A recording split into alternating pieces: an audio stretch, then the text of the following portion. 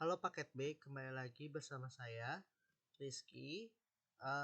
Hari ini kita akan melanjutkan dari materi kemarin, tapi kita akan fokus pada aturan berinteraksi, ruang, waktu, dan gerak sikap tubuh. Apa sajakah itu? Kita mulai ya. Jadi yang pertama adalah harus ada aturan mengenai ruang. Nah ya, ruang dalam Karp and Yos mendasarkan teorinya pada karya Edward T. Hall mengenai konsep jarak sosial. Menurut Hall, dalam situasi sosial, orang cenderung menggunakan 4 macam jarak, yaitu jarak intim, jarak pribadi, jarak sosial, dan jarak publik. Jadi, ini sebenarnya contoh teori yang cukup menarik dalam memahami bagaimana sih kita dengan orang lain gitu ya. Ada orang yang intim gitu, jarak intim ini bukan berarti hubungan intim, tapi jarak intim yang dalam artian kedekatan kita dengan orang tua, kedekatan kita dengan keluarga itu intim ya, relasi intim. Atau kalau sudah menikah dengan istri, dengan anak-anak itu bisa dikatakan relasi intim. Ada jarak pribadi dalam artian orang-orang yang dekat dengan kita secara pribadi, lalu jarak sosial ini dengan orang yang kita nggak kenal gitu ya, masyarakat di luar kita gitu ya, dan yang terakhir jarak dengan publik gitu ya, publik kita yang lebih kita nggak kenal lagi dalam lingkup yang lebih luas lagi gitu, publik. Nah, kita akan jelasin satu persatu nih. Jarak intim itu berkisar 0 sampai 45 cm kalau dihitungkan dalam bentuk cm ya.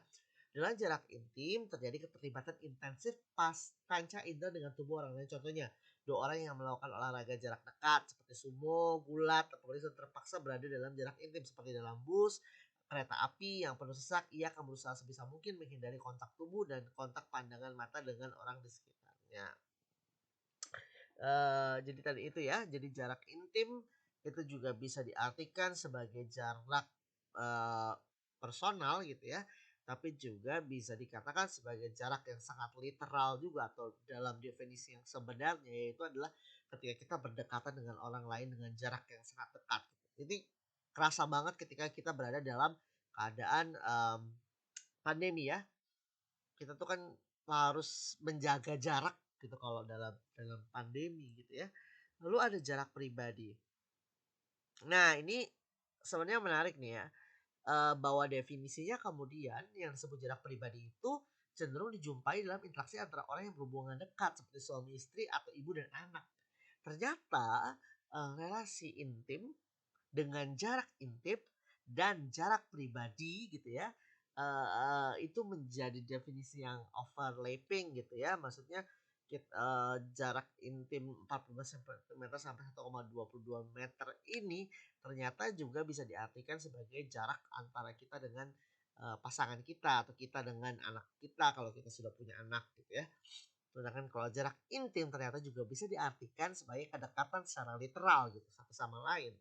Lalu ada namanya jarak sosial 1,22 meter sampai 3,66 meter. Dengan jarak sosial orang berinteraksi dapat berbicara secara wajar dan saling menyentuh. Contohnya interaksi dalam pertemuan santai dengan teman. Kalau kita ngobrol-ngobrol nih sama teman gitu ya, dengan guru dengan dan sebagainya gitu. Jadi ini adalah di pekerjaan juga begitu kan. Kita mengatur jarak dengan teman kerja kita. Dia tidak langsung masuk ke ruang pribadi kita. Ada jarak gitu ya. Lalu ada jarak publik, umumnya digunakan oleh orang yang harus tampil di depan umum seperti politisi, artis. Nah, ini juga semakin keras pula suara yang harus dikeluarkannya. Jadi ini benar-benar literal banget ya definisinya gitu. Benar-benar tentang artis, selebritis, orang jauh gitu. Kita ngomong secara jarak jauh. Ini bisa secara literal dalam arti yang jarak yang sebenarnya, tapi juga bisa menurut saya bisa melihat bahwa ini adalah menganalisis jarak relasi juga gitu ya, hubungan kita dengan orang lain. Dan artis dengan kita jauh ya. Kadang di TV, kadang di jalan pun kita tidak bisa menyapa seenaknya gitu juga dengan politisi atau dengan bahkan dengan ada presiden, apalagi presiden gitu kan. Gak mungkin. Nah, di dalam kehidupan sosial gitu ya, ada aturan kalau tadi adalah aturan mengenai ruang yang dibentuk gitu ya, ruang jarak antara kita, tapi juga ada namanya aturan mengenai waktu. Nah, di mana setiap masyarakat memiliki makna sendiri tentang waktu yang mengatur waktu yang mengatur interaksi seseorang dengan orang lain. Bisa pada suatu masyarakat tertentu, karena ada istilah jam karet, bagian mereka yang terlambat, kedatangan bus, pesawat, kereta api menjadi hal yang biasa. Namun, apabila kondisi ini terjadi di negara maju, banyak aktivitas orang menjadi terganggu. Jadi memang waktu itu penting banget. Tapi memang mungkin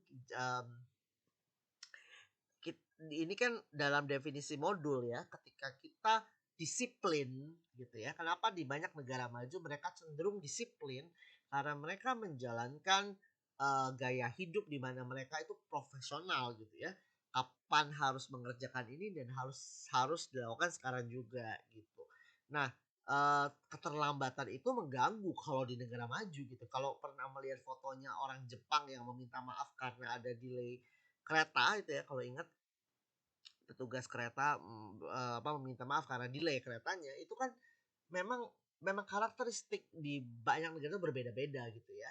Di negara yang maju, negara yang berkembang gitu itu beda karakternya. Di Indonesia sendiri kita juga melihat bahwa kedisiplinan masih menjadi masalah, tapi saya rasa tidak ada hubungannya antara kemajuan teknologi ataupun strata gitu ya sosial terhadap jam ataupun waktu seperti yang dibilang di sini. Tapi memang waktu kemudian menjadi penting karena sesuatu bisa berjalan dengan lancar dengan bila dia disiplin dengan waktunya gitu ya. Lalu kemudian ada aturan mengenai gerak tubuh. Komunikasi nonverbal tanpa menggunakan bahasa lisan maupun tulisan merupakan bentuk komunikasi pertama bagi manusia.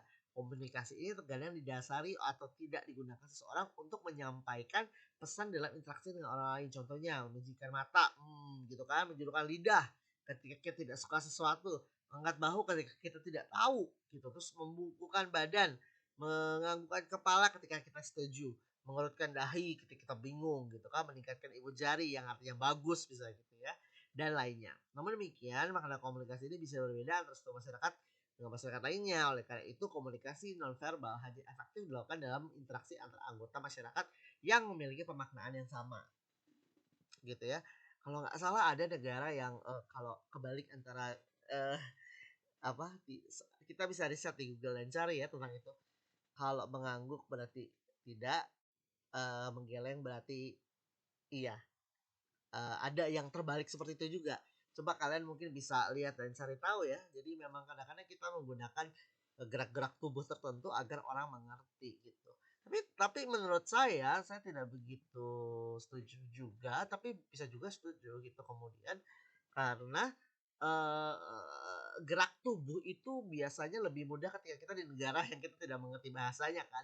Lalu ada yang biasa sebut saya bahasa Tarsan gitu ya, bahasa gerak tubuh yang membuat orang lebih mengerti dan universal sebenarnya. Seperti begini ya pasti kan menunjukkan jempol itu kan enak, bagus gitu. Bisa dikatakan seperti itu ya. Kayaknya itu udah kayak pengetahuan umum gitu. Lalu apa saja sih bentuk-bentuk interaksi sosial? Nah, ada namanya proses yang asosiatif terlihat tiga bentuk. Kerjasama tiap individu menyadari bahwa mereka mempunyai kepentingan-kepentingan yang sama, sehingga mereka bersepakat melakukan hal kerjasama dalam mencapai tujuan. Nah, ini kita ngomongin kerjasama ya. Dengan adanya kerjasama, maka keteraturan sosial akan terbentuk. Faktor menguat kerjasama itu adanya kesamaan tujuan, adanya ancaman, rintangan dari luar, dan mencari keuntungan. Ada 5 bentuk kerjasama menurut James D. Thompson dan William J. McEwan. Kalian bisa baca ya di buku itu 5-5-nya. Ada kerukunan, koalisi, kooptasi, bergaining, joint venture. Jadi ini sebenarnya adalah ketika kalian setuju untuk bekerja sama gitu ya, maksudnya ketika itu tuh biasanya terjadi kerukunan, terjadi koalisi karena kita tuh punya kepentingan yang sama gitu. Uh, Bagaimana sih caranya kayak kooptasi itu kan menghindari konflik dalam organisasi bisa gitu. Ketika kita kerjasama agar tidak terjadi masalah, biasanya leadernya atau ketuanya tuh gimana ya strateginya agar orang-orang yang bekerja di bersama saya itu bisa rukun bekerja sama gitu. Nah itu juga bisa bisa dibicarakan ya. Dan itu bentuk-bentuk interaksi sosial kemudian karena yang kerjasama tadi ya. Dan kerjasama itu jenisnya banyak, ada koalisi juga, ada bergaining. Nah ini bergaining itu biasanya perjanjian antara dua pihak, baik itu people to people ataupun misalnya institusi ke institusi yang lain gitu. Lalu ada namanya akomodasi. Akomodasi adalah suatu proses penyesuaian diri individu maupun kelompok yang sebelumnya saling bertentangan sebagai upaya untuk mengurangi ketegangan. Akomodasi bertujuan agar tercipta keseimbangan an eh, ya interaksi antar sosial dengan norma dan nilai dalam masyarakat seperti kursi atau pemaksaan, kompromi, arbitrasi, mediasi, toleransi, konversi, rekonsiliasi, stalemate, judikasi, eliminasi, subjugasi, dominasi, dan hal-hal ini kalian bisa searching sendiri di Google lah. Makna-maknanya apa aja, tapi ini biasanya berhubungan dengan mengakomodasi ya antara satu orang dengan yang lain gitu seringkali yang sering terjadi konflik. Ada juga asimilasi. Sebenarnya adalah proses sosial yang ditandai dengan adanya upaya mengurangi perbedaan yang terdapat pada beberapa orang maupun kelompok dengan cara menyamakan sikap nih, nyampur gitu. Makanya itu fotonya saya beri foto yang orang lagi nyampur cat ya. Jadi asimilasi adalah contoh yang paling besar dalam sejarah Indonesia itu adalah ketika Islam masuk ke Indonesia misalnya gitu ya, lalu kemudian budaya Hindu masih ramai, budaya Buddha masih mayoritas, lalu mereka lalu yang namanya Wali Songo menyebarkan Islam dengan cara-cara yang sebenarnya itu lahir dari kebudayaan yang sebelumnya seperti wayang ataupun pembangunan masjid dengan gaya punden merundak itu tuh kebanyakan berasal dari kultur Hindu. Jadi asimilasi kemudian membantu orang untuk bisa memahami sesuatu yang baru dengan menggabungkannya agar terlihat mudah dimengerti dan mudah dipahami gitu. Ada namanya akulturasi juga, yaitu proses penerimaan unsur-unsur kebudayaan asing. Jadi, nah ini bila misalnya ada budaya asing, memang mirip-mirip ya, tapi kayak lebih menerima kalau ini tanpa menghilangkan budaya aslinya. Kita kayak gitu juga. Boleh dengerin lagu barat, boleh dengerin lagu Korea, tapi kita harus tetap kita tuh punya budaya kebangsaan tersendiri yang kita juga bisa hargai dan bisa kita gali agar agar tetap apa namanya agar tetap berjaya kita sebagai bangsa gitu. Nah, lalu ada yang namanya proses-proses yang disosiatif. Ada 3 bentuk, ada kompetisi, kontroversi, konflik. Ini semua berhubungan dengan gimana seseorang kemudian mulai kalau tadi kan kerjasama ya, sosialisasi dan lainnya sifatnya tuh nyambung gitu, gimana caranya biar kita tuh bersatu. Kalau disosiatif ini ke kompetisi ya, gesekan, terus kontroversi biasanya gosip ya kalau orang bilang kontroversi. Terus ada konflik juga antar negara ataupun antara masyarakat. Kurang lebih seperti itu. Oke, terima kasih. Kalau ada pertanyaan silakan diberikan di grup. Intinya adalah begitulah karakteristik dari sosialisasi antar manusia.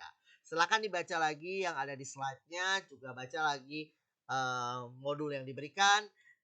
Silakan dibuka sesi tanya jawab. Terima kasih paket B.